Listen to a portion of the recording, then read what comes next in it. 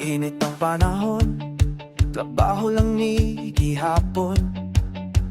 Laing-laing mga tao ang among mahimangat. Dako kaayo mong pasalamat, kung pirmi mong mag-imat. Masakitan po ni kung naami madakpan.